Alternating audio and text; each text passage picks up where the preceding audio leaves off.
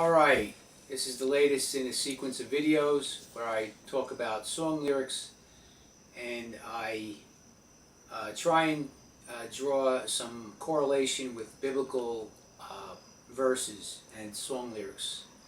Today I'm going to be looking at Whiter Shade of Pale by Procol Harum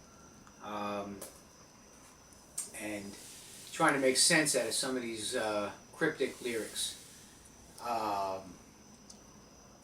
My name is Mark, and if you'd like to visit the website, it is talkaboutrock.com.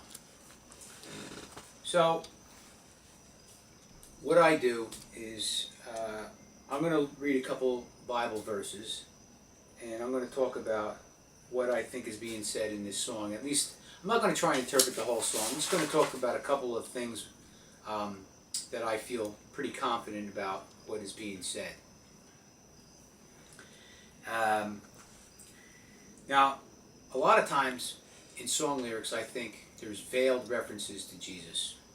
And I'm going to give you an example, kind of a little simpler example, and then I'm going to extrapolate that into Whiter Shade of Pale. So, Bob Dylan, I think, frequently refers to Jesus in his song lyrics. And in a song by Dylan called Sweetheart Like You, there is a line called,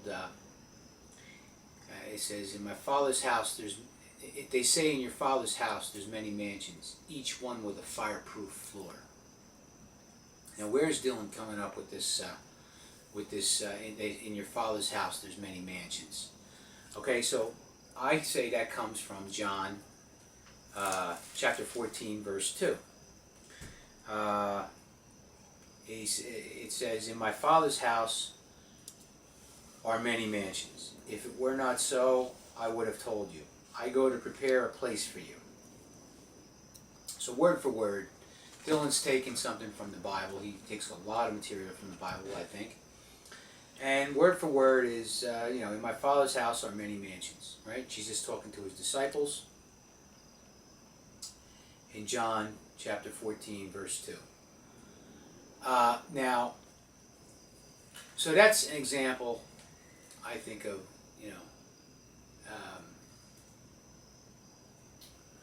direct correlation between, we're looking at Jesus in song lyrics, right? So they say in your father's house there's many mansions, each one with a fireproof floor. But let's look at Whiter Shade of Pale. There's a couple lines in here. The one I think most directly relates to the Bible. There's a couple, but the one that most directly relates to the Bible is this line. Now I'm looking at the long version of Whiter Shade of Pale, not the short one, the long version. So there's a verse here. It says, if music be the food of love, then laughter is its queen. And likewise, if behind is in front, then dirt and truth is clean. Okay, the thing that I think relates to the Bible here is this, and likewise, if behind is in front. Well, why is that a reference to the Bible? Okay, I want to go to Matthew chapter 20. It actually starts in chapter 19. Matthew chapter 19.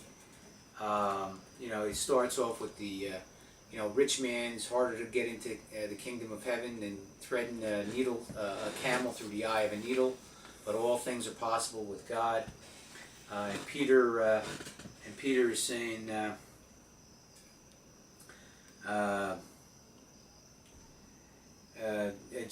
19:27, then answered Peter and said unto him, behold, we have forsaken all and followed thee. What shall we have therefore? And Jesus said unto them, verily I say unto you, that ye which have followed me in the regeneration, when the Son of Man shall sit in the throne of his glory, ye also shall sit upon 12 thrones, judging the 12 tribes of Israel. And every one that hath forsaken houses, or brethren, or sisters, or father, or mother, or wife, or children, or lands for my name's sake, shall receive 100-fold, and shall inherit everlasting life. But many that are first shall be last, and the last shall be first. Okay, so that's where we first encounter that last shall be first. And then in chapter 20, it goes on to give another example of that. For the kingdom of heaven is like unto a man that is an householder, which went out early in the morning to hire laborers into his vineyard. And when he had agreed with the laborers for a penny a day, he sent them into his vineyard. And he went out about the third hour, and saw others standing idle in the marketplace, and said unto them, Go ye also into the vineyard, and whatsoever is right I will give you. And they went their way. Again he went out about the 6th hour, and the 9th hour, and did likewise. And about the 11th hour he went out, and found others standing idle, and saith unto them, Why stand ye here all the day idle? They say unto him, Because no man hath hired us. He saith unto them, Go ye also into the vineyard, and whatsoever is right, that shall ye receive. So when evening was come, the Lord of the vineyard saith unto his steward, Call the laborers, and give them their hire, beginning from the last unto the first. And when they came that were hired about the 11th hour, they received every man a penny. But when the first came, they supposed that they should have received more, and they likewise received every man a penny. And when they had received it, they murmured against the good man of the house, saying, These last have wrought but 1 hour, and thou hast made them equal unto us, which have borne the burden and heat of the day. But he answered one of them and said, Friend, I did do thee no wrong. Didst thou not agree with me for a penny? Take that thine is, and go thy way. I will give unto the last even as unto thee. Is it not lawful for me to do what I will with my own?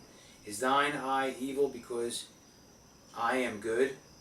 So the last shall be first, and the first shall be last. For many be called, but few chosen. Okay, so let's go back to whiter shade of pale. And in that I guess it's near the last verse. If music be the food of love, then laughter is its queen. And likewise, if behind is in front, then dirt and truth is clean. My mouth by then like cardboard seemed to slip straight through my head. So we crash dive straightway quickly.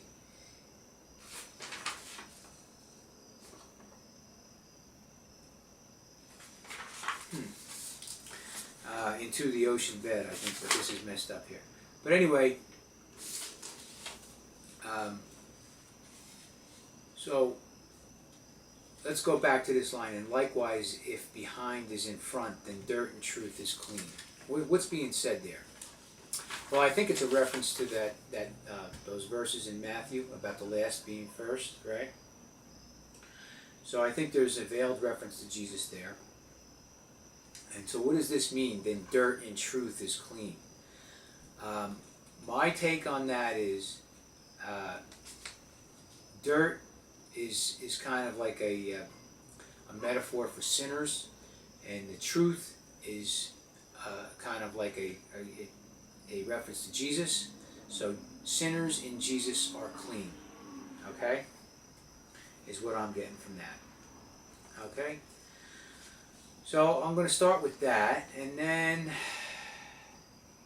I'm going to talk a little about this miller. The miller, right? It could be a reference to the Canterbury Tales, Geoffrey Chaucer, right? The Miller's Tale with the carpenter and the young pretty wife, and the two people, the two guys that wanted to get with his wife, and so it goes back to that. I mean, that's in the classic sense the Miller's Tale. But that's not really what I want to talk about. I think when they're talking about truth in this song, there was a point in the Bible where, in John chapter 14,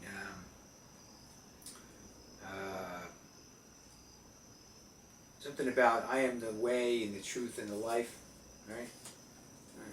Let's see, where is that?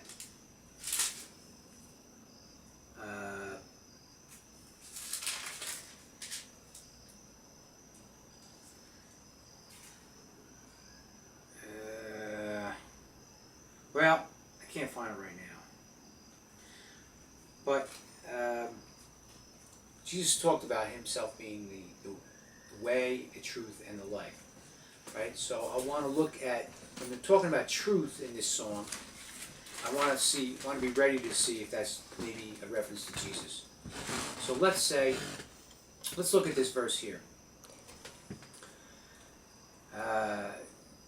She said, I'm home on shore leave, though in truth we were at sea. So I took her by the looking glass and forced her to agree, saying, you must be the mermaid who took Neptune for a ride. But she smiled at me so sadly that my anger straightway died. Okay. Call it intuition, but when I hear this, she said, I'm home on shore leave, though in truth we were at sea. Just give me one more second here. Couple more minutes. Okay. So in truth we were at sea. I think there's a reference to being walking on water here. She said, I'm home on shore leave, though in truth we were at sea. Okay? I think there's a reference to walking on water there. And so what happens? So I took her by the looking glass and forced her to agree. I think that angers somebody. In other words, somebody's inferring they're like Jesus and they can walk on water, or they are Jesus and they can walk on water. She said, I'm home on shore leave, though in truth we were at sea. It's almost like saying I can walk on water. So if somebody's angry with this and they say, so they take them to the looking glass and force her to agree. And I think this is a derisive thing, saying, you must be the mermaid who took Neptune for a ride. I think it's said in derision. What's being said there is you must be the mermaid who took Neptune for a ride. It's like saying, you must be Jesus who walked on water. But it's said in a derisive way. Okay? But then she smiled at me so sadly that my anger straightway died. Okay, so at first someone's angry. She said, I'm home on shore leave, though in truth we were at sea, implying they can walk on water. She can walk on water, implying that she's Jesus. Forget the pronouns for a second. Okay? So I took her by the looking glass and forced her to agree, saying, you must be the mermaid who took Neptune for a ride. It's like saying, in a derisive way, you must be Jesus who walked on water, in a mocking type of way.